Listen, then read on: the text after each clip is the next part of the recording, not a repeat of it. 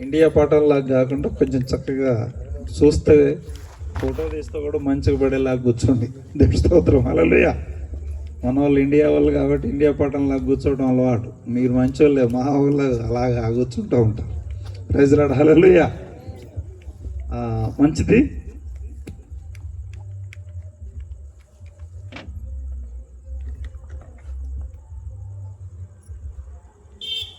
సమయం మరి మన పెద్ద ముసలేరు గ్రామాన్ని ప్రేమించి అలాగే మన సంఘాన్ని ప్రేమించి ఈ ప్రాంతంలో ఇలాగ చక్కని ప్రార్థన కూడికి ఏర్పాటు చేయాలని మరి సదానందమయ్య గారికి దేవుడు ప్రేరేపించిన దాన్ని బట్టి లేక వారికి ఇచ్చినటువంటి భారాన్ని బట్టి ఈ చిన్న పల్లెటూరు ఈ పెద్ద ముసలేరు గ్రామంలో ఇలాగ ఏర్పాటు చేయడానికి దేవుడు కృప చూపించాడు. ఎప్పటి నుండో ఇట్లా చక్కగా ఏర్పాటు చేయాలని ఎప్పటి నుండో అనుకుంటున్నా కానీ నా వల్ల అవ్వట్లే. స్తోత్రం. హల్లెలూయా. హల్లెలూయా. మరి ఇంత పెద్దగా జరుగుతుందని నేను అనుకోలేదు. ఈరోజు మందిరంలో పెడతారు, తర్వాత పక్కన వరండాలో పెడతామని నేను అనుకున్నా.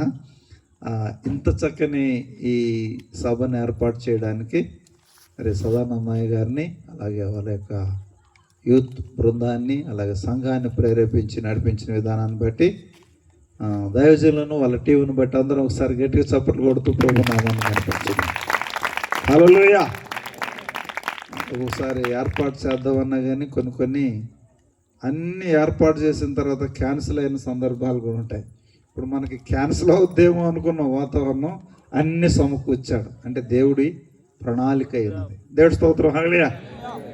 ఆ ప్రణాళిక దైవజనుల పట్ల ఎందుకొరకైతే ఈ ప్రాంతాన్ని ఈ ఏజెన్సీ ప్రాంతాలలో మరి నాకు ఇచ్చిన దర్శనాన్ని బట్టి ఏర్పాటు చేయాలి ప్రార్థన కూడికని మరి దైవజనులను ప్రేరేపించారో ఆ ఆత్మ నడిపింపుతో దైవజనులు వాక్యాన్ని అందిస్తుండగా సదానందయ్య గారికి సగౌరవంగా అందరం కూడా చప్పట్లు కొడుతూ వారిని స్టేజ్ మీదకి ఆహ్వానిస్తాం. గట్టిగా సభలు కూడా. Praise lord. హల్లెలూయా.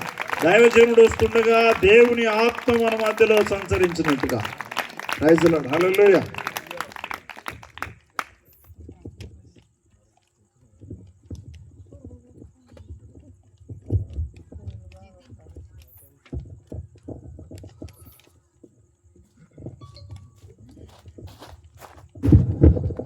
సమస్త ఘనతలు దేవునికి కలుగునుగాక. హల్లెలూయా. దేవుని మహాకృప చేత మనమందరం కాపాడబడి ప్రభు సన్నిధిలో దేవుని కనపరిచే శ్రేష్టమైన కృప దేవుడు అనుగ్రహించినందుకై దేవునికి ఘనత కలుగునుగాక. హల్లెలూయా. మరి దేవుడు హృదయంలో పెట్టినటువంటి భారం సిటీలలో పెద్ద పెద్ద పట్టణాలలో చాలా మీటింగ్స్ జరుగుతాయి. చాలా గొప్ప దైవ సేవకులు వచ్చి లక్షలాది రూపాయలు వెచ్చించి ధనాన్ని ఖర్చు పెట్టి మీటింగ్స్ పెడతారు. కానీ చిన్న చిన్న గ్రామాలలో దేవుని వాక్యాన్ని ప్రకటించటం మంచిదని మరి ప్రభు హృదయంలో ప్రేరేపించారు ప్రారంభ రోజులలోనే. అప్పటి నుండి ఈ సువార్త పరిచర్య ప్రతి సంవత్సరం కొన్ని గ్రామాలలో ఏర్పాటు చేయడానికి దేవుడు కృప చూపించారు. దేవునికి స్తోత్రం. ఈరోజు మరి ఈ మిస్గిలేరు గ్రామంలో ఏర్పాటు చేయడానికి దేవుని దాసులు శామ్యూయల్ గారు ఎంతగానో మాకు సహకరించారు. వారి ఆధ్వర్యంలో ఏర్పాటు చేసిన ఈ కూడిక అంతటిని బట్టి ప్రత్యేకంగా దైవజనులకు వందనాలు తెలియజేస్తున్నాను. అలాగే సంఘస్థులు సంఘ పెద్దలు మాకెంతగానో మరి సహకరించారు, ఆతిథ్యం సిద్ధపరిచారు. ఎంతో మా కొరకు ప్రయాసపడిన వారందరికీ నేను ప్రత్యేకంగా వందనాలు తెలియజేస్తున్నా. దేవుడికి స్తోత్రం. చెప్పండి హల్లెలూయా. ప్రతి సంవత్సరము ఇలాంటి వేసవి కాలంలో మరి సువార్త మారుమూల గ్రామాలలో ప్రకటించడానికి మరి కొత్తగూడెం బెరాక సంఘ సభ్యులందరూ దాదాపుగా మరి ఈ పరిచర్యలో వారి యొక్క పనులను వదిలిపెట్టుకొని వారి సమయాన్ని వెచ్చించి వారి ధనాన్ని వెచ్చించి చాలా ప్రయాసం అనేది ఈ యొక్క పరిచర్యలో ఉంటుంది. అలాంటి ప్రయాసపడటానికి సంఘ బిడ్డలందరూ ఎంతగానో ఈ పరిచర్య కొరకు సహకరిస్తున్నారు. వారికి కూడా ప్రత్యేకంగా నేను వందనాలు తెలియజేస్తున్నాను. దేవునికి స్తోత్రం చెబుదామా? చెప్పండి హల్లెలూయా. మరి అదేవిధంగా మరి పాస్టర్ గారితో మాట్లాడటానికి సురేష్ గారు మన మధ్యలో ఉన్నారు. మరి వారికి కూడా ప్రత్యేకంగా నేను వందనాలు తెలియజేస్తున్నాను. ఈ 5 రోజులు 5 గ్రామాలలో ఏర్పాటు చేయాలన్న ఒక ఆలోచన ఉన్నప్పుడు దైవజనులు సురేష్ గారి ద్వారా, తర్వాత భద్రాచలంలో రవిబాబు గారి ద్వారా దైవ సేవకులతో మాట్లాడి ఈ విధంగా ఏర్పాటు చేయడానికి దేవుడు కృప చూపించారు. వారిని బట్టి నేను ప్రభును స్తుతిస్తున్నాను. దేవునికే మహిమ కలుగునుగాక. దేవుని వాక్యంలో రాయబడ్డది ఏంటంటే, తన నామాన్ని బట్టి చూపించిన ప్రేమను మరచిపోవటానికి దేవుడు అన్యాయస్తుడు కాదు అని ఉన్నది కదా, ఉందా? హల్లెలూయా. కొద్ది సమయం నేను మాట్లాడినప్పుడు కొంచెం మీరు కూడా మాట్లాడండి. స్తోత్రం. నేను మాట్లాడినప్పుడు మీరు కూడా మాట్లాడితే మీరు వింటున్నారని నాకు అర్థమవుతుంది. ఓకేనా?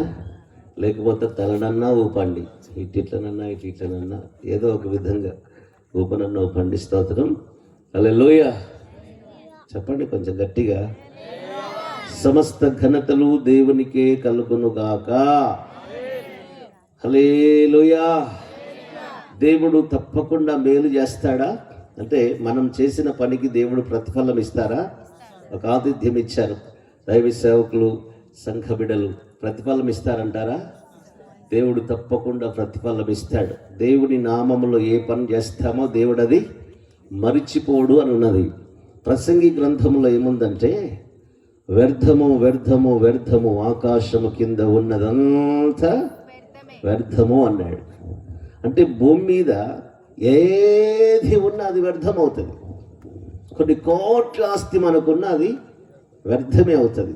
మొత్తం కొన్ని 100 ఎకరాలు మనకున్న అది వ్యర్థమే అన్నాడు. స్తోత్రం.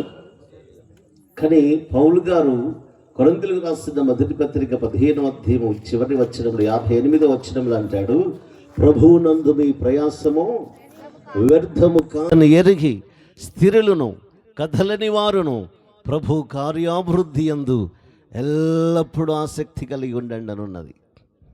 చెప్పండి స్తోత్రం. చేతులు పైకెత్తితే కొంచెం స్తోత్రం. ఘనత దేవునికే కలుగునుగాక. వ్యర్థము వ్యర్థము వ్యర్థము ఆకాశము కింద ఉన్నదంతయు వ్యర్థమే, కానీ ప్రభువునందు మీ ప్రయాసము వ్యర్థము కాదు అని రాయబడ్డది. హల్లెలూయా.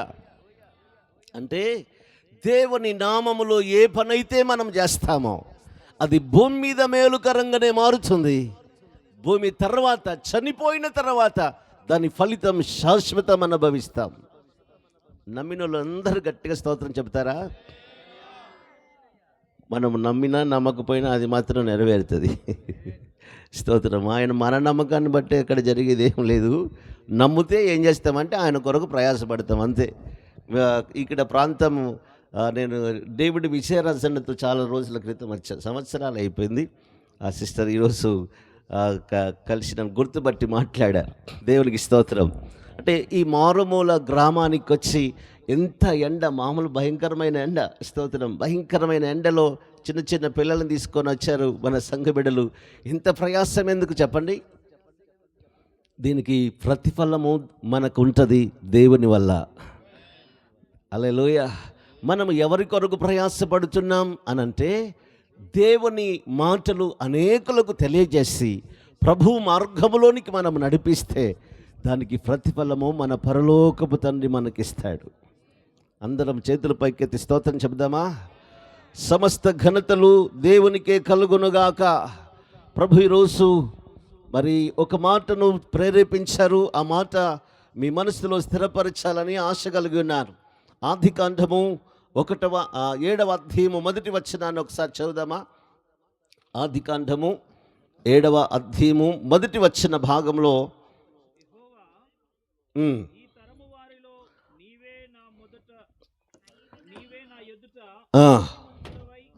ఉండుట చూచితిని గనుక నీవును నీ ఇంటి వారును ఓడలో ప్రవేశించుడి.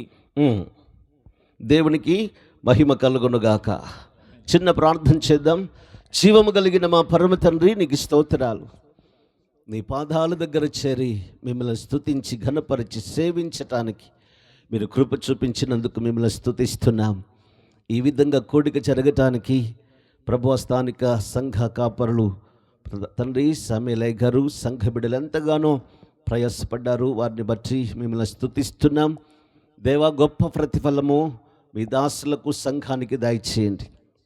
సహకరించినటువంటి కొత్తగూడెం నుండి వచ్చిన నీ బిడ్డలందరినీ బట్టి మిమ్మల్ని స్తుతిస్తున్నాం. పరలోకపు కృపాస్తాలు చాపి మీరు ఆశీర్వదించండి. కూడిన మా అందరితో మీరు మాట్లాడమని ప్రార్థన చేస్తున్నాం. నీ కృప మాకు తోడుగా ఉంచండి.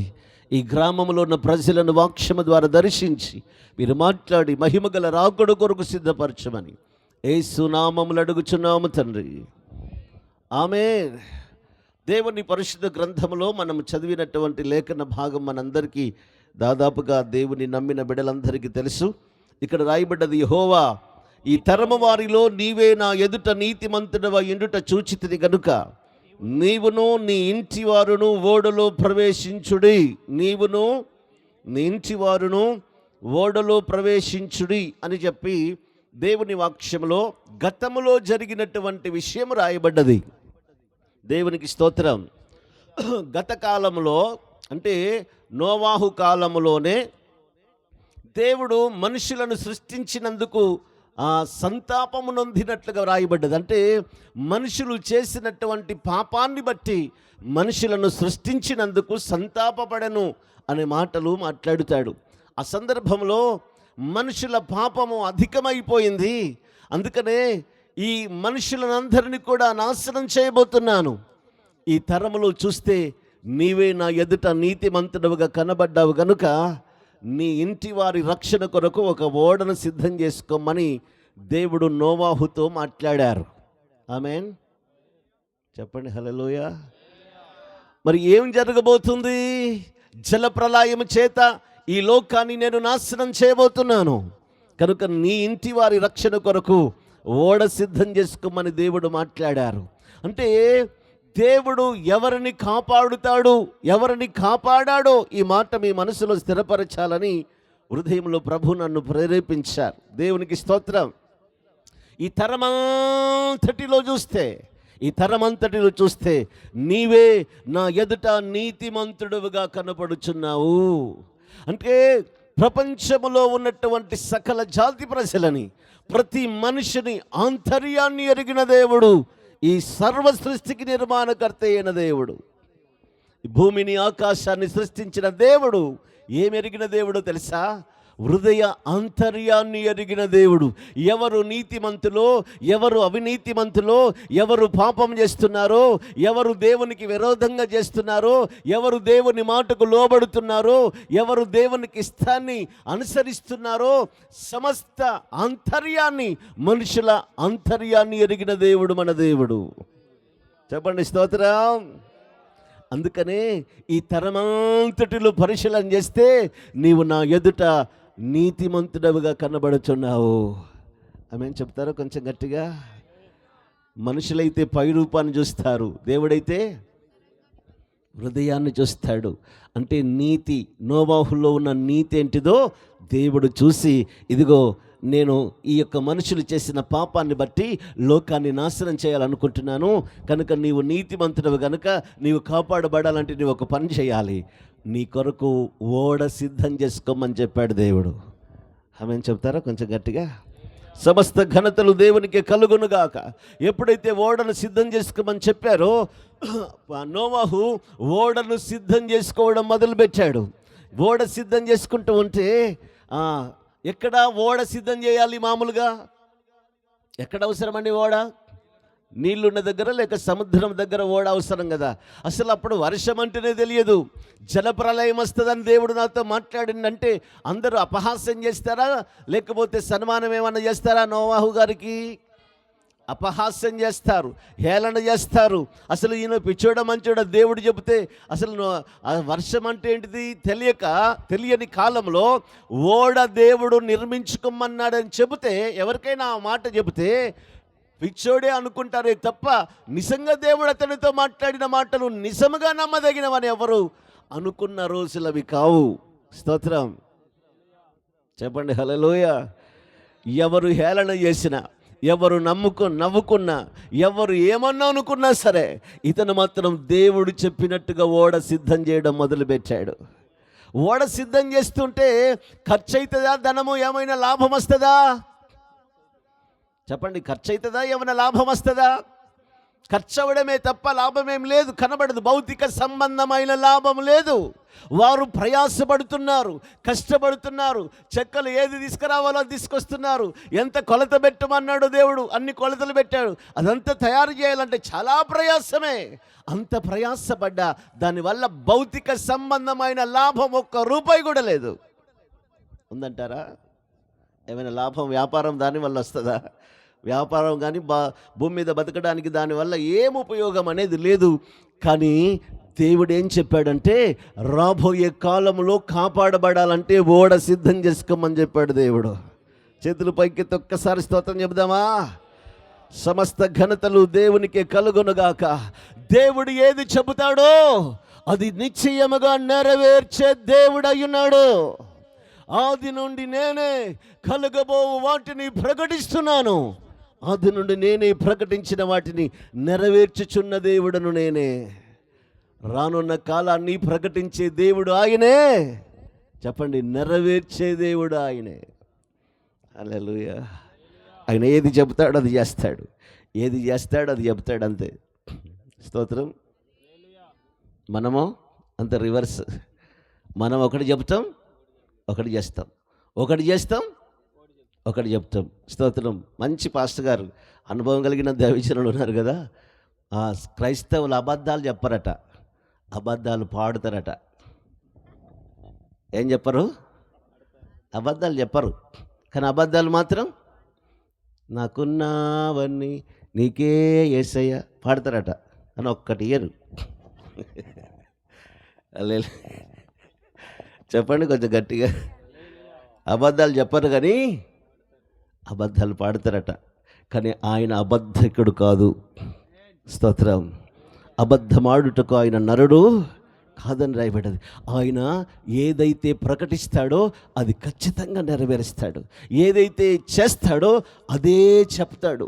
అంటే దేవుడు ఏది చేయబోతున్నాడో ముందే నోవాహుకు తెలియచేశారు. సమస్త ఘనతలు దేవునికే కలుగునుగాక. అందరం చేతుల పైకి ఒక్కసారి స్తోత్రం చెబుదామా? చెప్పండి కొంచెం గట్టిగా. హల్లెలూయా. దేవుని వాక్యంలో ఒక మాట మీకు జ్ఞాపకం చేయడానికి ప్రభు నన్ను ప్రేరేపిస్తున్నారు. ఒక్కసారి ఎబ్రీయులకు రాసిన పత్రిక 11వ అధ్యాయము, ఎబ్రీయులకు రాసిన పత్రిక 11వ అధ్యాయము 7వ వచనాన్ని చదివితే, విశ్వాసమును బట్టి నోవాహు అది వరకు చూడని సంగతులను గూర్చి దేవుని చేత హెచ్చరింపబడి భయభక్తులు గలవాడై తన ఇంటి వారి రక్షణ కొరకు ఒక ఓడను సిద్ధము చేసుకొనెను. తన ఇంటి వారి రక్షణ కొరకు ఏం సిద్ధం చేసుకున్నాడు? ఓడ సిద్ధం చేసుకున్నాడు. ఒక్కసారి ఈ మాట మరలా మీ మనసులో స్థిరపరచండి. విశ్వాసమును బట్టి నోవాహు అది వరకు చూడని సంగతులను గూర్చి దేవుని చేత హెచ్చరింపబడి తన ఇంటి వారి రక్షణ కొరకు ఓడను సిద్ధం చేసుకున్నాడు. ఆమేన్. ఈ మాట మీ మనసులో స్థిరపరచండి. అది వరకు ఎన్నడూ ఎరగని చూడని సంగతులను గూర్చి దేవుని చేత హెచ్చరింపబడ్డాడనున్నది. అంతకుముందు ఎప్పుడైనా జలప్రలయం వచ్చి అంత నాశనమైనట్టుగా ఎప్పుడైనా చరిత్ర ఉందా? అంతకుముందు చూసారా? ఎప్పుడైనా వాళ్ళు ఆ కాలంలో చూసారా? చూడలేదు. అంతకుముందు ఎప్పుడు జలప్రలయం వచ్చి లోకమంతా నాశనమైన సంఘటన చూడలేదు. కానీ ఎన్నడూ కని విని ఎరగని చూడని విషయాలను గూర్చి దేవుని చేత ఎప్పుడైతే హెచ్చరింపబడ్డాడో, దేవుడు ఎప్పుడైతే చెప్పాడో, దేవుని మాటకు లోబడి తన ఇంటి వారి రక్షణ కొరకు ఓడను సిద్ధం చేసుకున్నాడు. చెప్పండి కొంచెం స్తోత్రం. సమస్త ఘనతలు దేవునికే కలుగునుగాక. చెప్పాలి హల్లెలూయా. లూకాసు సువార్త 17వ అధ్యాయము 27వ వచన భాగంలో ఆ విషయాలే ఈ లోకములో యేసుక్రీస్తు శరీరధారిగా ఈ లోకానికి వచ్చినప్పుడు యేసు ప్రభు ఆ విషయాలను జ్ఞాపకం చేశారు. ఒక్కసారి చదువుదామా? ఒకసారి లూకాసు సువార్త 17వ అధ్యాయము 27వ వచనాన్ని చదవండి. లూకాసు సువార్త 17:27 వచనంలో ఉన్న మాట చదువుతారా? నోవాహు ఓడలోనికి వెళ్ళిన దినము వరకు జనులు తినుచు త్రాగుచు పెళ్ళాడుచు పెళ్లికి ఇచ్చుచు ఇయ్యబడుచు నుండిరి. అంతలో జలప్రలయం వచ్చి వారిని నాశనము చేసెను. నోవాహు ఓడలోనికి వెళ్ళు దినము వరకు ఏం జరిగింది? జనులు తింటున్నారు, త్రాగుచున్నారు, అమ్ముచున్నారు, కొనుచున్నారు, నాటుచున్నారు, కోస్తున్నారు, అంతా పెళ్ళిళ్ళు చేస్తున్నారు, పెళ్ళిళ్ళకి ఇస్తున్నారు, అంత బిజీ యథావిధిగా జరుగుతుంది. దేవునికి స్తోత్రం. నోవాహు ఎప్పుడైతే ఆ ఓడలోనికి వెళ్ళారో, తలుపు మోయబడ్డదో, జలప్రలయం అప్పుడు ప్రారంభమైంది. చెప్పండి స్తోత్రం. సమస్త ఘనతలు దేవునికే కలుగునుగాక. లోతు దినములలో లోతు సొదొమ పట్టణాన్ని ఎప్పుడైతే విడిచిపెట్టాడో ఆ తర్వాత అగ్నివర్షము కుమ్మరింపబడ్డది కదా, అలాగే మనుష్య కుమారుని దినములలో జరుగును. లోతు దినములలో ఏమి జరిగిందో మనుష్య కుమారుని దినములలో జరుగును అని చెప్పారు. అయితే నేను చెప్పే మాట కాదు, సాక్షాత్తు యేసయ్య ఈ లోకములో మానవ అవతారం ఎత్తినటువంటి దినాలలో యేసయ్య సాక్షాత్తు చెప్పిన మాట ఏందో తెలుసా? నోవాహు కాలములో ఎలా జరిగెనో మనుష్య కుమారుని దినములలో అలాగే జరగబోతుంది. లోతు దినములలో ఎలాగూ జరిగెనో మనుష్య కుమారుని దినములలో అలాగే జరగబోతుంది. ఏం జరిగింది నోవాహు కాలంలో? నోవాహు ఓడలోనికి వెళ్ళిన తర్వాత జల ప్రళయం వచ్చే వరకు జనులు తింటున్నారు, త్రాగుతున్నారు, అమ్ముతున్నారు, కొంటున్నారు, నాటుచున్నారు, సమస్త పనులు అన్నీ జరుగుతున్నాయి. కానీ ఆ సమయం ఎప్పుడైతే వచ్చేసిందో వెంటనే జలప్రలయం ప్రారంభమై అనేకులందరూ కూడా నాశనమైనట్లుగా దేవుని వాక్యంలో చరిత్ర రాయబడ్డది. స్తోత్రం చెప్పండి, హల్లెలూయా. లోతు ఎప్పుడైతే బయటికి వచ్చాడో ఆ తర్వాత అగ్నివర్షము కుమ్మరింపబడ్డదని రాయబడ్డది కదా. ఇప్పుడు జరిగినటువంటి విషయాన్ని జ్ఞాపకం చేసి రాబోయే కాలంలో ఏమి జరగబోతుందో యేసు ప్రభు తెలియజేస్తున్నటువంటి ప్రవచనం ఇది. ఇది నమ్మినా నమ్మకపోయినా దేవుడు ఖచ్చితంగా నెరవేరుస్తారు. చెప్పండి కొంచెం గట్టిగా. ఘనత దేవునికే కలుగునుగాక. మనుష్య కుమారుని దినములలో జరుగునంటే ఏంటి? యేసుక్రీస్తు యొక్క రాకడ దినమందు అదే జరగబోతుంది. ఏం జరగబోతుంది? యేసు ప్రభు రాకడలో నోవాహు కాలములో ఏం జరిగిందో యేసు ప్రభు రాకడలో కూడా అదే జరగబోతుంది. ఆమేన్ చెప్పండి, ఆమేన్. నోవాహు కాలంలో జల ప్రళయం వచ్చే వరకు అన్ని యథావిధిగా జరిగినాయి. లోతు కాలంలో అగ్నివర్షము కురిపించే వరకు అన్ని కార్యక్రమాలు జరిగాయి. అలాగే యేసు ప్రభు రాకడలో కూడా ఆ రాకడ వరకు కూడా ఈ భూమి మీద అన్ని కార్యాలు జరుగుతూ ఉంటాయి. స్తోత్రం. కానీ యేసు ప్రభు వచ్చినప్పుడు నీతిమంతులే పరలోక రాజ్యానికి వెళుతారు. అందరం ఒక్కసారి చేతులు పైకెత్తి స్తోత్రం చెప్దామా? హల్లెలూయా చెప్పండి, హల్లెలూయా, హల్లెలూయా. ఎవరు దేవుని రాజ్యానికి వెళుతారు? ఎవరు కాపాడబడ్డారు? నోవాహు కాలంలో నీతిగా ఉన్నందువలన కాపాడబడ్డారు. లోతు నీతిగా ఉన్నందువలన అగ్ని వర్షము అతని మీదకి రాకుండా కాపాడబడ్డారు. యేసుక్రీస్తు రాకడలో ఎవరు కాపాడబడతారో తెలుసా? నీతిమంతులు ఎత్తబడతారు. నమ్మితే చేతులు పైకెత్తి స్తోత్రం చెప్పండి. సమస్త ఘనతలు దేవునికే కలుగునుగాక. ఎవరు నమ్మినా నమ్మకపోయినా యేసుక్రీస్తు యొక్క రాకడలో నీతిమంతులు ఎత్తబడతారా?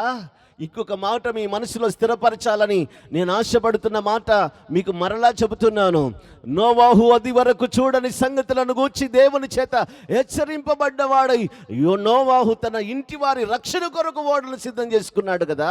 ఇప్పుడు మనకేంటిది? దేవుడు చెప్పే అది వరకెన్నడూ చూడని విషయాలు మనకేం చెప్పాడు ఇప్పుడు ప్రవచనాలు అంటే?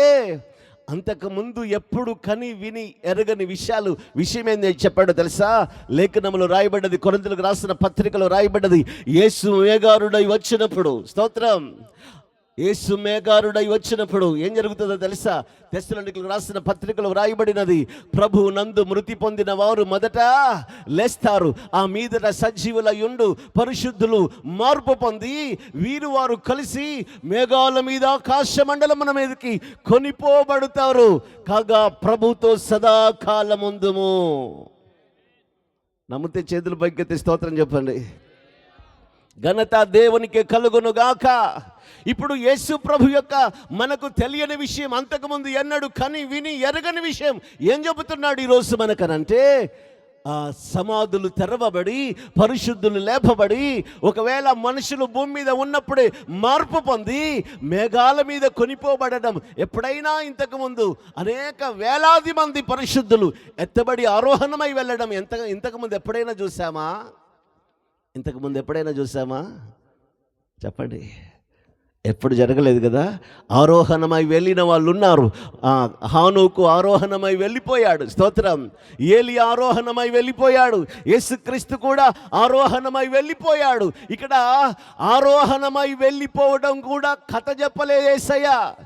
ఎలా ఆరోహణమై వెళ్ళిపోతామో మనకి హానోకే ఒక గొప్ప సాక్షిగా ఉన్నారు, స్తోత్రం. 300 దినములు హానోకు దేవునితో నడిచినప్పుడు, ఆయనకిష్టంగా జీవించినప్పుడు అతన్ని కొనిపోయాను గనుక అతడు కనబడకపోయాను అని రాయబడ్డది, స్తోత్రం. హల్లెలూయా, హల్లెలూయా. హానోకు సమాధి కార్యక్రమం ఖర్చే లేదు. హల్లెలూయా. యేసుప్రభు రాకడలో ఎత్తబడిన వాళ్ళకు కూడా సమాధి ఖర్చు ఏమి ఉండదు, స్తోత్రం. ఆ సమాధి ఖర్చు ఎందుకు కానీ ఏమి విచారపడకండి, స్తోత్రం. విచారం ఏముండాలో తెలుసా? నీతిగా బతకడమే, స్తోత్రం. యథార్థంగా బతుకుతే ఏ విచారం మనకు అక్కర్లేదు, దేవుడికి స్తోత్రం. చేతులు పైకెత్తి కొంచెం గట్టిగా చెప్పండి. సమస్త ఘనతలు దేవునికి కలుగునగాక. యేసుప్రభు రాకడలో పరిశుద్ధులు ఎత్తబడతారు. యేసుప్రభు రాకడలో ఏం చేస్తారు? పరిశుద్ధులు ఎత్తబడతారు. దేవునికి మహిమ కలుగునుగాక. ఇది ఎన్నడూ కూడా గత చరిత్రలో ఎన్నడూ జరిగిన విషయం కాదు. కానీ దేవుడు ప్రవక్తలకు ముందే బయలుపరిచాడు, ముందే దేవుడు తెలియజేశాడు. ఇప్పుడు దేవుడు నోవాహుకు చెప్పిన వెంటనే లోబడ్డాడు గనుక ఆయన కాపాడబడ్డాడు, స్తోత్రం. నోవాహు దేవుడు చెప్పినట్టుగా లోబడ్డాడు గనుక కాపాడబడ్డాడు. ఇప్పుడు యేసు ప్రభు చెప్పినట్టుగా మనం వింటే యేసు ప్రభు రాకడలో కాపాడబడతాము. ఎంతమంది నమ్ముతున్నారు? కాపాడబడతాం మనము. చేతులు పైకెత్తి గట్టిగా ప్రభును స్తుతిస్తూ మహింపరుస్తామా? చెప్పండి హల్లెలూయా, హల్లెలూయా. ఆరోహణమై వెళ్ళిపోవటం అనేది కథ చెప్పడం కాదు. ఆరోహణమై వెళ్ళిపోవడము గతములో చరిత్రలో వ్రాయబడ్డది. ఎవరు ఆరోహణమై వెళ్ళారో 3 ఉన్నారు, స్తోత్రం. ఒకరు హానోకు ఆరోహణమై వెళ్ళిపోయారు, ఏలియా ఆరోహణమై వెళ్ళిపోయారు. తర్వాత యేసు ప్రభువు కూడా 3 రోజుల తర్వాత లేచి, సమాధులు గెలిచి లేచి ఆరోహణమై వెళ్ళిపోయాడు. దేవునికి స్తోత్రం చెప్దామా? అలాగే పరిశుద్ధులు కూడా యేసు రాకడలో వాళ్ళు కూడా ఎత్తబడతారు. శరీరం మార్పు పొందుతుంది, మహిమ శరీరం ధరిస్తాము. యేసు ప్రభు రాకడలో మనం ఎత్తబడతాం. మనం ఉండే లోకం ఏదో తెలుసా? అదే పరలోకము. మనం ఉండే లోకం ఏదో తెలుసా? పరలోకము. పరలోకం అంటే శాశ్వతం ఉండే లోకం. అది మనము భూమి మీద పరదేశులము, యాత్రికులమై ఉన్నామని రాయబడ్డది. పరదేశులము, యాత్రికులముగా ఈ భూమి మీద ఉన్నాం. కానీ మన సొంత దేశము, మన సొంత లోకము పరలోకమే. భూమి మీద ఎవ్వరూ శాశ్వతం జీవించేవారు ఎవ్వరూ లేరు. స్తోత్రం చెప్తారా? చేతులు పైకి ఒక్కసారి స్తోత్రం చెప్పండి. చాలా సంవత్సరాల క్రితం జరిగిన ఒక విషయం ఒక దైవజనులు జ్ఞాపకం చేస్తారు. ఆంధ్ర ప్రాంతంలో భార్యాభర్తలకి వాళ్ళకి 2 కుమారులు ఉన్నారట. ఆ కుమారులకి తల్లి భోజనం సిద్ధం చేసి టిఫిన్ బాక్స్ పెట్టేసి పంపించింది, స్తోత్రం. ఆ బాక్స్లో ఆ పక్కన ఒక చిన్న ఒక పాత్రలో పెరుగు కూడా పంపించిందట. స్తోత్రం. ఈమె కరెక్ట్గా వీళ్ళు ఎప్పుడైతే మధ్యాహ్నం భోజనం చేస్తారో దానికంటే ముందు ఒక పావు గంట ముందు ఆ పెరుగు, అంటే ఏ పెరుగు అయితే వేసిందో ఆ పెరుగు తీసి చూసేసరికి అందులో ఏదో పాము పిల్లనో మొత్తానికి ఏదో బల్లి ఏదో పడ్డదట. అయితే అది తింటే పిల్లలు చచ్చిపోతారన్న ఆలోచన వచ్చేసి వెంటనే వాళ్ళ భర్తకి ఫోన్ చేసి చెప్పిందట, అయ్యా ఇట్లా పెరుగులో ఇలా విషం ఉన్నది, పిల్లలకు అదే పెట్టాను, ఒకవేళ తింటే చనిపోతారు, త్వరగా వెళ్ళి వాళ్ళని తినకుండా చేయండి అని చెప్పి కబురు చేస్తే ఆఫీసులో ఉన్న భర్త బండేసుకొని చాలా స్పీడ్గా వెళ్ళిపోతున్నాడు. ఎందుకంటే సమయం అయిపోతుంది, ఒకవేళ తింటే చనిపోతారు పిల్లలని చాలా స్పీడ్గా వెళ్ళిపోతున్నారు. ఆ కంగారులో ఒక ట్రాక్టర్లో రాడ్ వేసుకుని ఉన్నారట. అక్కడ సిగ్నల్ ఉంటే ఆగిపోయింది ట్రాక్టరు. ఈయన కంగారులో ఆయన వచ్చేసి స్పీడ్గా వచ్చేసరికి ఈ రాడ్కి తగులుకొని, ఈ చేతులు తగులుకొని అక్కడికక్కడే చనిపోయాడు ఆయన. స్తోత్రం. తర్వాత ఆ సమయం అయిపోయింది, ఆ పిల్లలు ఆ భోజనం చేశారు. ఆ భోజనం చేసిన పిల్లలు కూడా ఇద్దరు కూడా చనిపోయారు. తర్వాత ఆ స్త్రీ ఒక్కమే చాలా వేదన అనుభవించింది.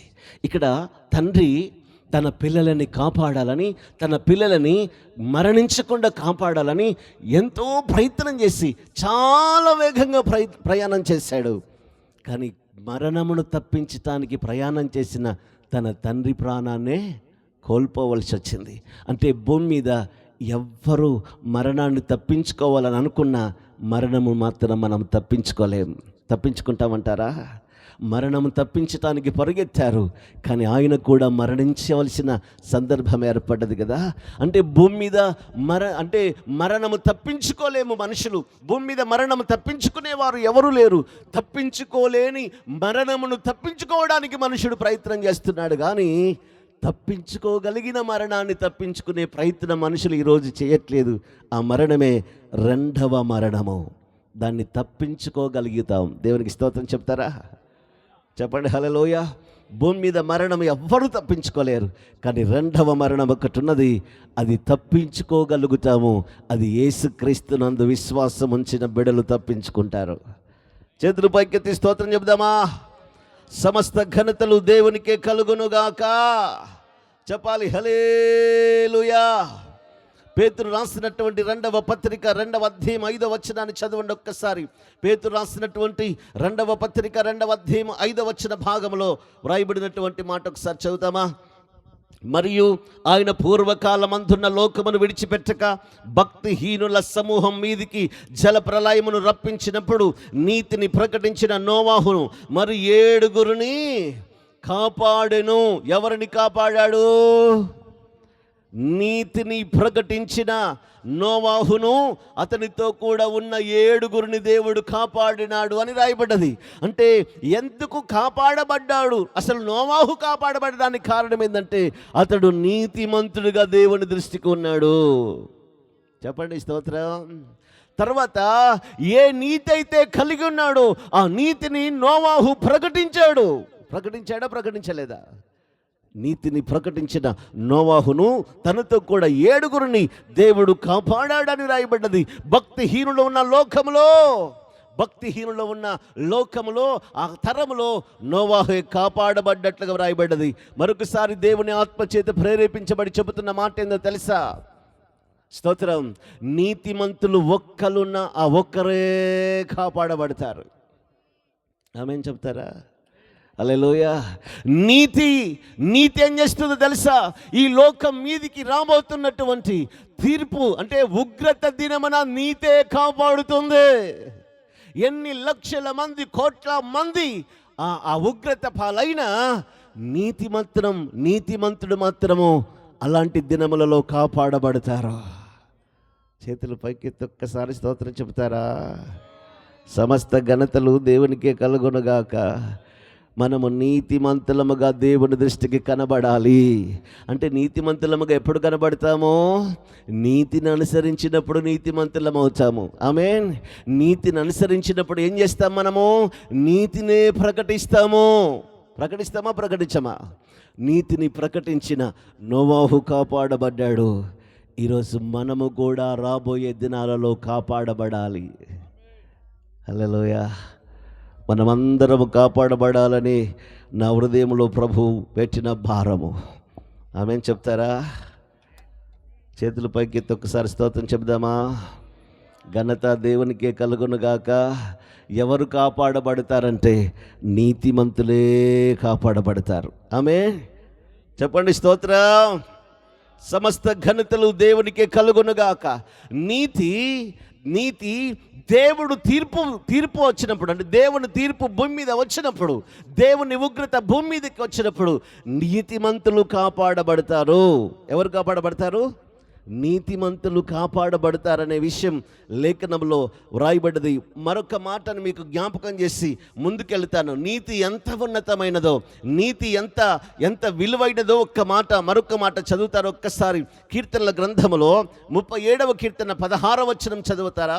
37వ కీర్తన 16వ వచన భాగంలో రాయబడిన మాట ఒకసారి చదవండి. 37వ కీర్తన 16వ వచనం. నీతిమంతుడికి కలిగినది కొంచెమైనను బహుమంది భక్తిహీనులకున్న ధన సమృద్ధి కంటే శ్రేష్టము. ఇది బాగా నా హృదయంలో నాటబడిన మాట. నీతిమంతునికి కలిగినది కొంచెమైనను బహుమంది భక్తిహీనులకు కలిగి ఉన్న ధన సమృద్ధి కంటే ఇది శ్రేష్టమన్నాడు. కొంచెం అర్థమైతే స్తోత్రం చెప్తామా? భూమి మీద చాలామంది కోటీశ్వరులు ఉన్నారా? డబ్బులు ఉన్న వాళ్ళు ఉన్నారా లేదండి? ఉన్నారు కదా. అంటే బహుమంది భక్తిహీనులకున్న వాళ్ళంతా ధనమంతా ఒక కాడ తీసుకొచ్చేసి నీతిమంతులకు కొంచెం ఉన్నా సరే ఆ కొంచెం ఒక పక్కన పెడితే ఏది శ్రేష్టమట? ఈ కొంచెమే శ్రేష్టం అన్నాడు. చేతుల పైకి ఒక్కసారి స్తోత్రం చెబుదామా? హల్లెలూయా, హల్లెలూయా. సారపతి విధవరాలు ఇంట్లో ఏముందండి? కొంచెం పిండి కొంచెం నూనె ఉంది. అది యెహోవా భూమి మీద వర్షము కురిపించే వరకు తొట్టిలో ఉన్న పిండి అయిపోదు, బుడ్డిలో ఉన్న నూనె అయిపోదని యెహోవా సెలవిచ్చుచున్నాడని ఉన్నది. దేవునికి స్తోత్రం చెప్దామా? ఆహాబు రాజు కరువు కాలంలో వారి పశువులకు మేత కావాలని అడవులు తిరుగుతున్నాడు. అంటే మనుషులు ఆహారం దొరకక వేదన అనుభవిస్తుంటే ఒక పేద విధవరాలు కుటుంబంలో మాత్రము కావలసిన ఆహారము దేవుడిస్తున్నాడు. ఈ పిండి కొంచెమైనా సరే అది బహుమంది భక్తిహీనులకున్న ధన సమృద్ధి కంటే శ్రేష్టమన్నాడు. ఎంత బంగారం ఉన్నా బంగారం తినలేము కదా. ఏం తింటాం? ఆహారమే కదా. స్తోత్రం చెప్తారా కొంచెం గట్టిగా? సమస్త ఘనతలు దేవునికి కలుగునుగాక. అంటే నీతిమంతులను దేవుడు కాపాడే దేవుడు. ఆ మాట ఒక్కసారి ఆ మాట చదవండి, చాలా మంచిదే. దేవునికి స్తోత్రం. 37వ కీర్తనలో 37వ కీర్తన 17వ వచనం కూడా చదవండి. 17వ వచనం. భక్తిహీనులను బాహు విరువబడును, నీతిమంతులకు యెహోవాయే సంరక్షకుడు. నీతిమంతులకు ఎవరు సంరక్షకులు? చెప్పండి స్తోత్రం. ఘనత దేవునికే కలుగునుగాక. అంటే సంరక్షకుడు అంటే ఏంటి? పోషించేవాడు కదా. పోషించేవాడు కదా సంరక్షకుడు అంటే. పోషించేవాడు అంటే ఇప్పుడు పోషించేది ఎవరు? దేవుడు. ఎవరిని పోషిస్తాడు? నీతిమంతులను పోషించే బాధ్యత ఆగినదని ఉన్నది. చెప్పండి కొంచెం స్తోత్రం. హల్లెలూయా, హల్లెలూయా. కరువు కాలంలో కరువు వస్తుందన్న సంగతి ఫరో రాజుకు కలబడితే, కలభావం యోసేపు చెబితే, యోసేపును ఆ దేశానికి రాజుగా అధికారిగా నియమిస్తే, స్తోత్రం, ధాన్యమంతా సమకూర్చిపెట్టాడు యోసేపు గారు. కనాను దేశంలో మొత్తం ఆహార ధాన్యం అయిపోయింది. అన్నదమ్ములు వచ్చారు ఆహార ధాన్యం కొరకు. స్తోత్రం, హల్లెలూయా. మనందరికీ తెలుసు కనుక అక్కడ ఒక విషయాన్ని మీకు చెప్తున్నాను. ఏంటంటే ఈ అన్నదమ్ములను వారిని అందరినీ ఆ ఐగుప్తు దేశానికి తీసుకొని వచ్చిన తర్వాత ఆ ఐగుప్తు దేశానికి వచ్చిన తన ఇంటి వారందరికీ ఆహారాన్ని ఉచితంగా ఇచ్చాడు. డబ్బులు ఇస్తే ఇచ్చాడా? ఉచితంగా ఇచ్చాడా? కానీ ఐగుప్తు దేశంలో ఉన్న వాళ్ళకి ఎట్లా ఇచ్చాడు? ధనము ధాన్యం ఇస్తేనే కదా, ఏదో ఒకటి ఇస్తేనే కదా వాళ్ళకు ధాన్యం ఇచ్చింది. ఫ్రీగా ఇచ్చిండా? మా దగ్గర ఏమి లేవయ్యా, మేము ఏమి లేవు, మాకు ఆహారం కావాలంటే మీకున్న పశువులు గేదెలు మొత్తం ఇచ్చేయండి అన్నాడు. స్తోత్రం, హల్లెలూయా. తర్వాత మళ్ళీ ఒక సంవత్సరం వచ్చింది, భూములు తప్ప మా దగ్గర భూములు మొత్తం ఇచ్చేయండి అన్నాడు. అంటే వట్టికి మాత్రమే ఇవ్వలే ఆయన. స్తోత్రం. కానీ వీళ్ళకు మాత్రము ఆ కరువులో ఎలాంటి డబ్బులు లేకుండా, ధనం ఇవ్వకుండా కరువులో పోషింపబడ్డారు ఇశ్రాయేలు.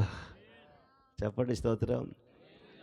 సొంత ఐగుప్తీయులేమో డబ్బులు ఇచ్చి కొనుక్కోవాల్సి వస్తే ఆహారము, ఇశ్రాయేలులేమో ఉచితంగా పోషింపబడ్డారు. కరువు కాలములో పోషించిన దేవుడు తన బిడ్డలని కరువు కాలములో ఏమాత్రము పని చేయకుండా, ఏ ధనము వెచ్చించకుండా కాపాడబడ్డారు, పోషింపబడ్డారు ఇశ్రాయేలు ప్రజలు. ఇశ్రాయేలు ప్రజల దేవుడే జీవము కలిగిన దేవుడు. ఆ దేవుని నమ్మే కృప దేవుడు మనకిచ్చారు. కృప మనం పొందాలి. ఎంతమంది ఆశ కలిగి ఉన్నారు? ఘనత దేవునికే కలుగునుగాక. చెప్పండి స్తోత్రం, హల్లెలూయా. 33వ కీర్తన 18వ వచనాన్ని కూడా చదవండి. 33వ కీర్తన 18వ వచనములో, వారి ప్రాణమును మరణము నుండి తప్పించుటకును, కరువులో వారిని సజీవులుగా కాపాడుటకును యెహోవా దృష్టి ఆయన యందు భయభక్తులు గల వారి మీదను, ఆయన కృప కొరకు కనిపెట్టుకుని వారి మీదను నిలిచిచున్నది. కరువులో కాపాడే దేవుడు. హల్లెలూయా. చేతులు పైకెత్తి కొంచెం గట్టిగా స్తోత్రం చెప్దామా? అందరూ గట్టిగా ప్రభువును స్తుతించుదామా? మొదటి విషయం, దేవుడు దేంట్లో నుండి విడిపిస్తాడు? తీర్పు రోజున దేవుని శిక్ష భూమి మీదకి వస్తే, అంటే జలప్రళయం వచ్చినప్పుడు అది తీర్పు కదా, పాపాన్ని బట్టి వచ్చిన శిక్ష అది.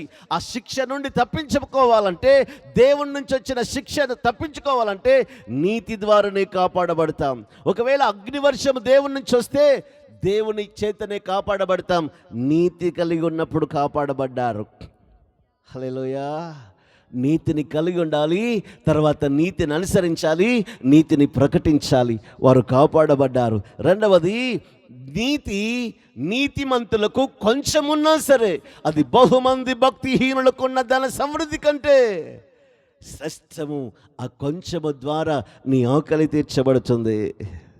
చెప్పండి. సమస్త ఘనతలు దేవునికే కలుగునుగాక. నీతిమంతులకు, మూడవది, నీతిమంతులకు యెహోవాయే సంరక్షకుడు. అంటే నీతిమంతులను కాపాడే బాధ్యత దేవునిదై ఉన్నది. ఆమేన్ చెప్తారా? చెప్పండి హల్లెలూయా. తర్వాత నీతిమంతులను కరువులో కాపాడుతాడు. ఎక్కడ కాపాడుతాడు? నీతిమంతులు కరువులో కాపాడబడతారు. తర్వాత జెఫన్యా గ్రంథము 2వ అధ్యాయము 1వ వచనం చదువుతారా? జెఫన్యా గ్రంథము 2వ అధ్యాయము 1వ వచనములో చదివితే అక్కడ రాయబడ్డ మాట చదవండి ఒక్కసారి. 2వ వచనం, విధి నిర్ణయము కాకమనుపే యెహోవా కోపాగ్ని మీ మీదికి రాకమనుపే, మిమ్మల్ని శిక్షించుటక యెహోవా ఉగ్రత దినము రాకమనుపే కూడిరండి, దేశములో సాత్వికులై న్యాయ విధులను అనుసరించు సమస్త దీనులారా యెహోవాను వెతుకుడి. మీరు వెతికి వినయము గలవారై నీతిని అనుసరించిన ఎడల ఒకవేళ ఆయన ఉగ్రత దినమున మీరు దాచబడుతారు. ఉగ్రత దినమున ఏం చేయబడతారు? సమస్త ఘనతలు దేవునికే కలుగునుగాక. అందరం చేతులు పైకెత్తి గట్టిగా ప్రభువును స్తుతిస్తూ మహిమపరుస్తామా? హల్లెలూయా. ఉగ్రత దినమున ఎవరు దాచబడతారు? చెప్పండి. నీతిమంతులు దాచబడతారు. అంటే ఉగ్రత దినమున దాచబడాలంటే నీతిమంతులముగా మారాలి. కరువులో కాపాడబడాలంటే నీతే కావాలి. స్తోత్రం. దేవుడు మనల్ని సంరక్షించాలంటే నీతే కావాలి. దేవుని యొక్క తీర్పు బయలుపరచబడ్డప్పుడు మనము కాపాడబడాలంటే ఏం కావాలి? మనలో దేవుడు చూసేది నీతి, న్యాయమును అనుసరించేది ప్రభువు చూస్తున్న దేవుడై ఉన్నాడు. అందరం ఒక్కసారి చేతులు పైకెత్తి స్తోత్రం చెబుదామా? హల్లెలూయా. చెప్పండి హల్లెలూయా.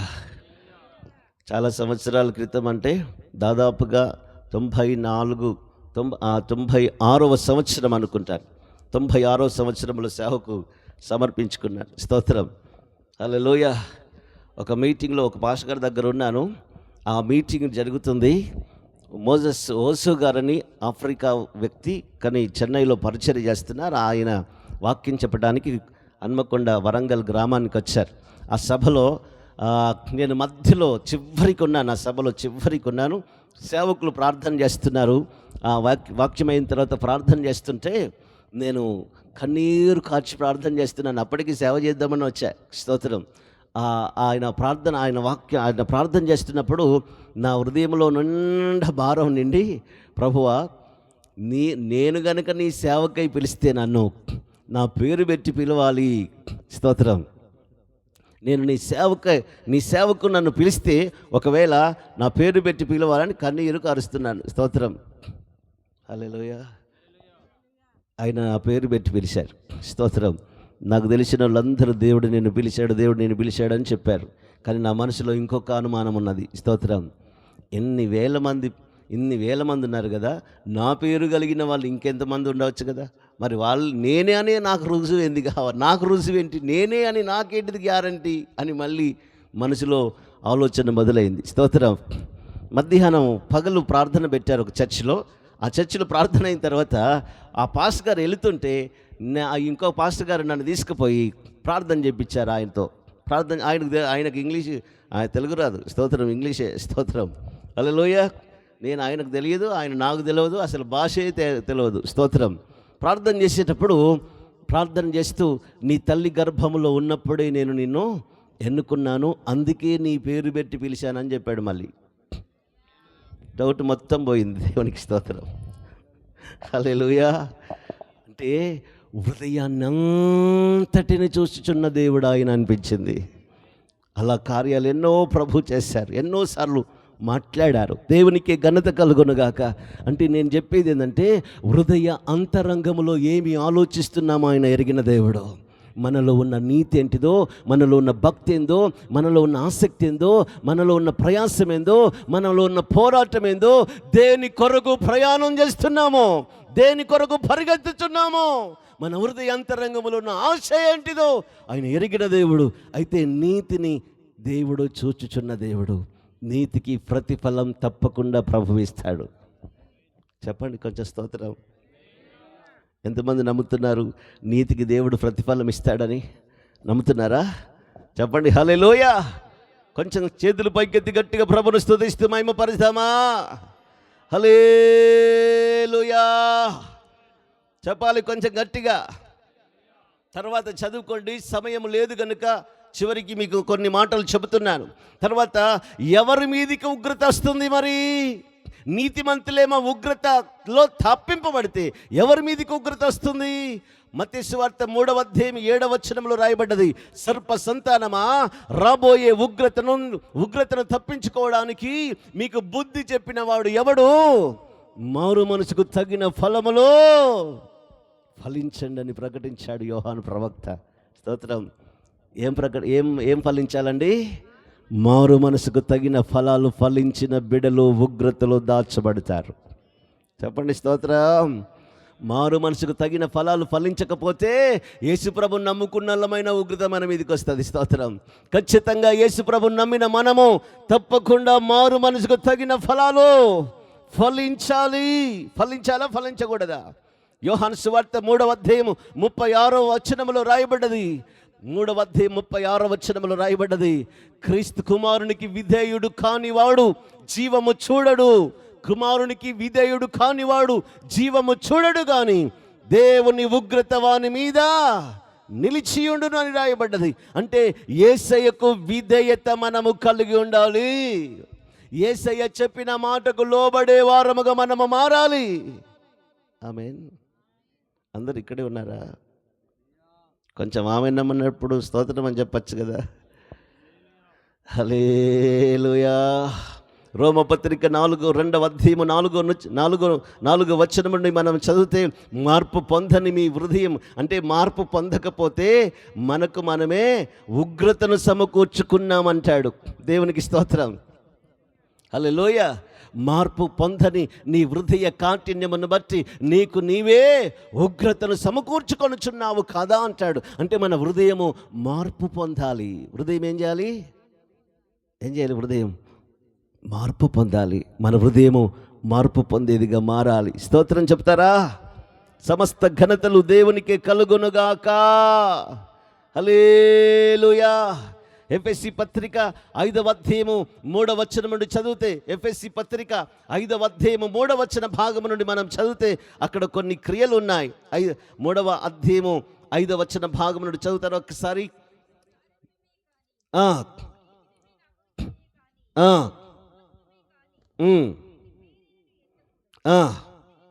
ఇది పరిశుద్ధులకు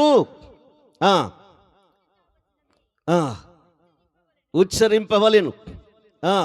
బూతులైనను పోక్రి మాటలైనను సరసోక్తులైనను ఉచ్చరింపకూడదు. ఇవి మీకు తగదు. వ్యభిచారి అయినను అపవిత్రుడైనను విగ్రహారాధికుడైన లోభి అయినను యేసుక్రీస్తు యొక్కయు దేవుని యొక్కయు రాజ్యమునకు హక్కుదారుడు కాడను సంగతి మీకు నిశ్చయముగా తెలియను. వ్యర్థమైన మాటల వలన ఎవడును మిమ్మును మోసపరచనీయకుడి. ఇట్టి క్రియల వలన దేవుని ఉగ్రత అవిధేయులైన వారి మీదికి వచ్చనంటాడు కదా. అంటే ఇక్కడ కొన్ని క్రియలు ఉన్నాయి.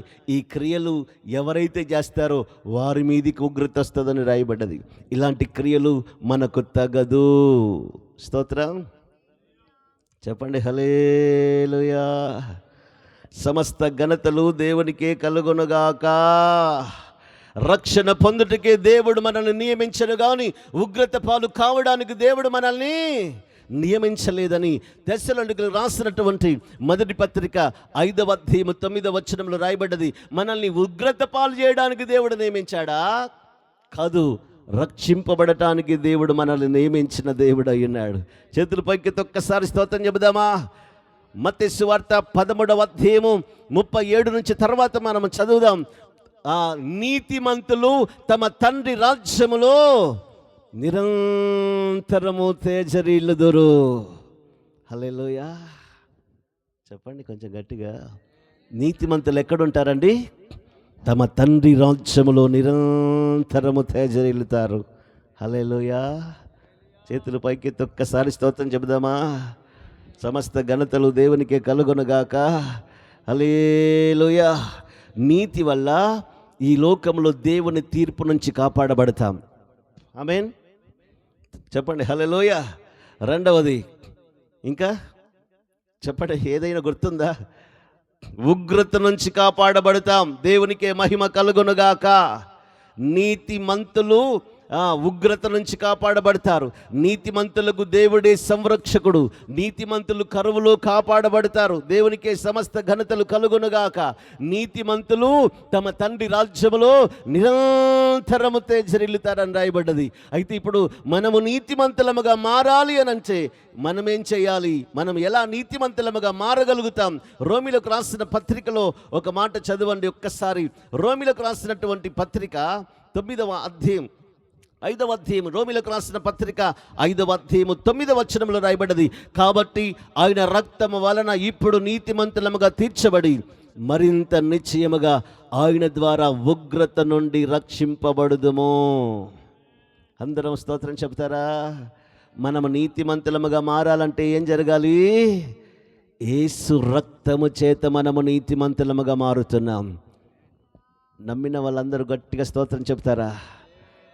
చెప్పండి. హల్లెలూయా. యేసు రక్తం మనల్ని ఏం చేస్తుందండి? నీతిమంతులనుగా చేస్తుంది. అంటే యేసయ్య మన కొరకు రక్తాన్ని కార్చారు. ఇప్పుడు మనమేం చేయాలి? యేసునందు విశ్వాసం ఉంచాలి. ఆమేన్. మారు మనసు పొందాలి. తర్వాత బాప్తిస్మం పొందాలి. వాక్యంలో ఏం రాయబడ్డదో దాని ప్రకారం మనం చేయాలి. అప్పుడే మనము నీతిమంతులముగా మారిపోతాం. యేసయ్య రక్తం మనల్ని ప్రతి పాపము నుండి మనల్ని పవిత్రులనుగా చేస్తుంది. హల్లెలూయా. యేసు ప్రభు ఎవరో తెలుసా? నీ కొరకు నా కొరకు ఈ మిస్రీలేరు గ్రామంలో ఉన్న వారందరి కొరకు యేసయ్య రక్తాన్ని కార్చారు. హల్లెలూయా. యేసు రక్తం చేత మాత్రమే ఒక వ్యక్తి నీతిమంతుడిగా మారుతాడు. ఒక వ్యక్తిని నీతిమంతుడిగా మార్చేది యేసు ప్రభు యొక్క రక్తం మాత్రమే. ఆమేన్ చెప్తారా? స్తోత్రం కొంచెం గట్టిగా చెప్పండి. సమస్త ఘనతలు దేవునికే కలుగునుగాక. యేసు రక్తం ఏం చేస్తుంది?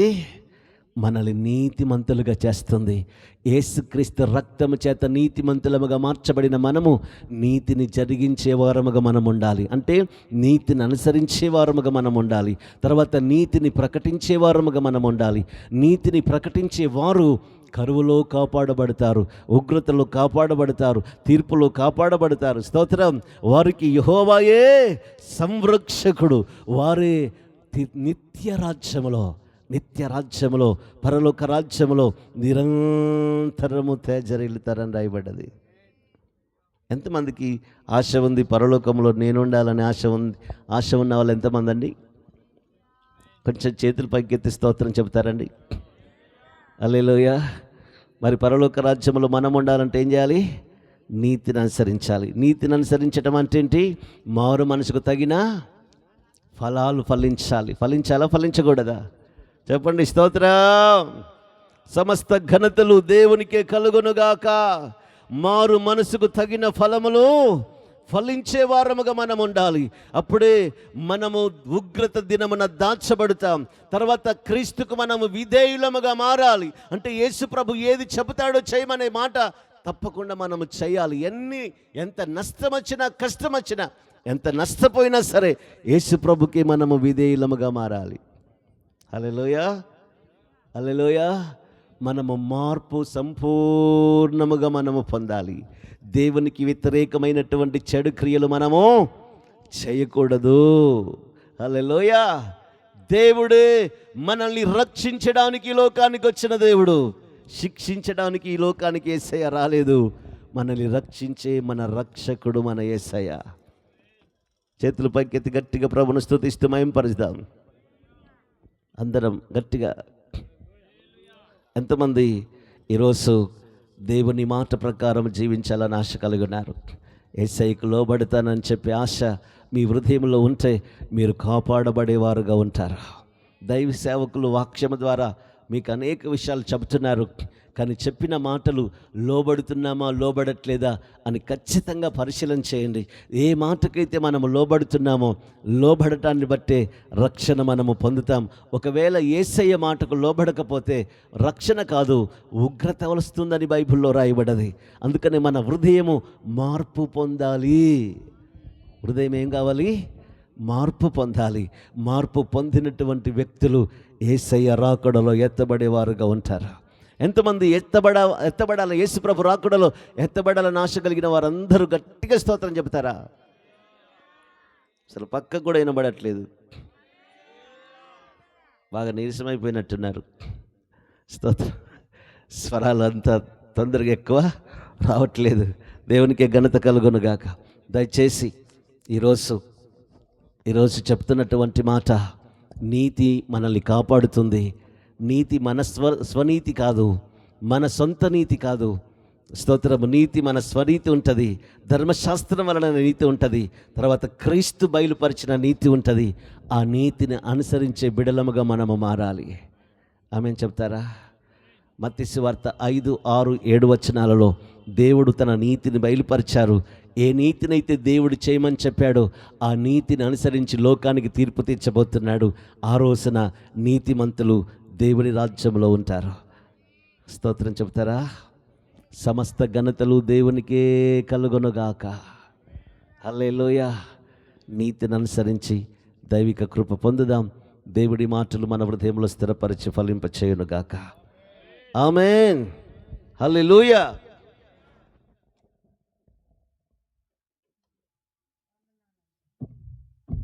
దేవునికి మహిమ కలుగును గాక.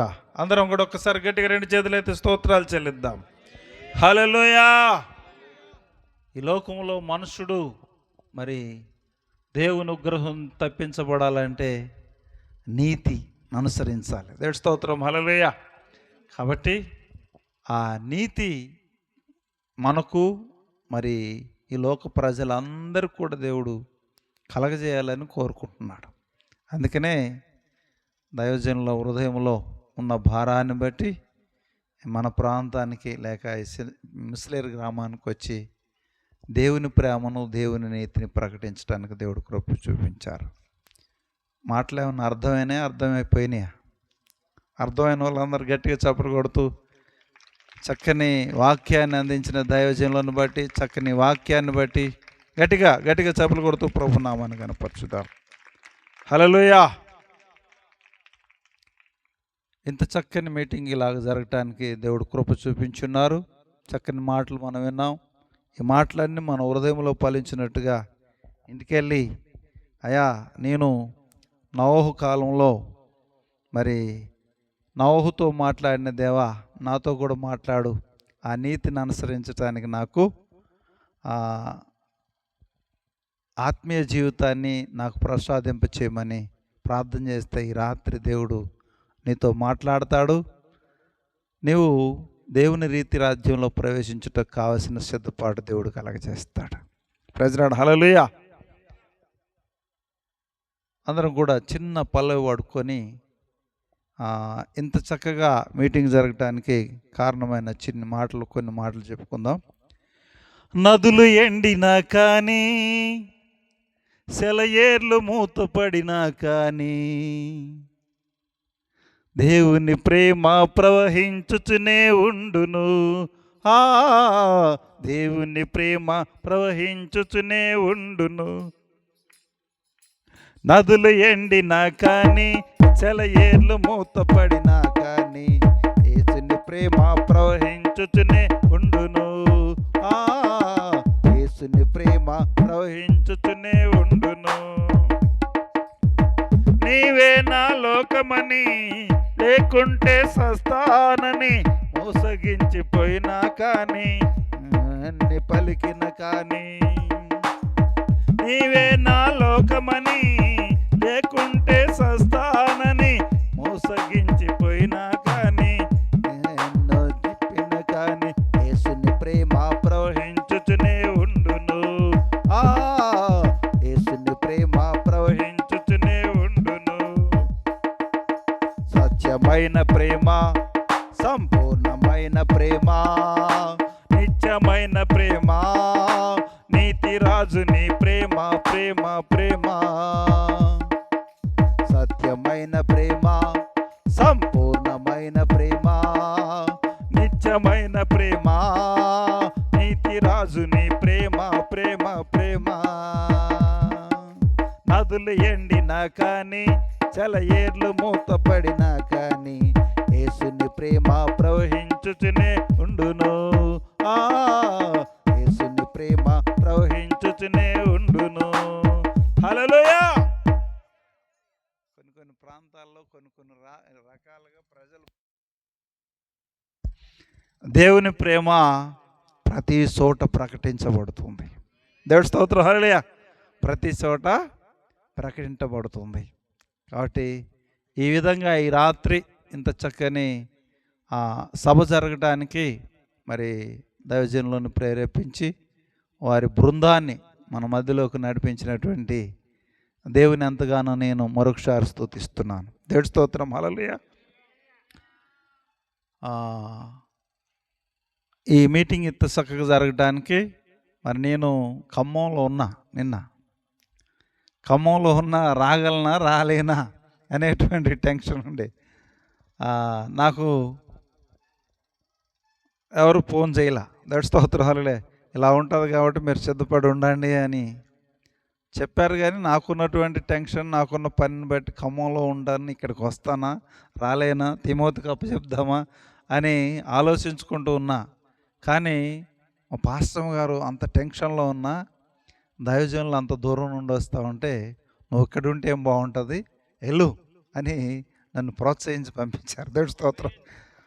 నేను నిన్న ఉదయం 4 గంటలకి కారు వేసుకొని ఖమ్మం వెళ్ళా. ఖమ్మం నుండి ఒక 15-30 కిలోమీటర్ల వరకు వెళ్ళా. ఎండ, నా కారు ఏసీ సరిగ్గా పనిచేయట్లేదేమో, బాగా ఉడకపోసి ట్రైన్ అయిపోయా. స్తోత్రం. మాటలు ఎందుకు చెప్తున్నానంటే, దేవుడు ప్రణాళిక అయితే ఎక్కడున్నా దేవుడు మనని నడిపిస్తాడు. స్తోత్రం. హల్లెలూయా. ఉదయమునే రాత్రి వస్తానంటే నాకు బాగా అలసట ఉంటే నిద్ర వచ్చేస్తుంది. కారు తోలుకుండా నిద్రపోతా. నాకు రావడానికి ఓపిక లేక ఆగిపోయా. ఇల్లేందులో పడుకున్నా. పొద్దున్నే మా పాస్టర్ గారికి కొంచెం కాలు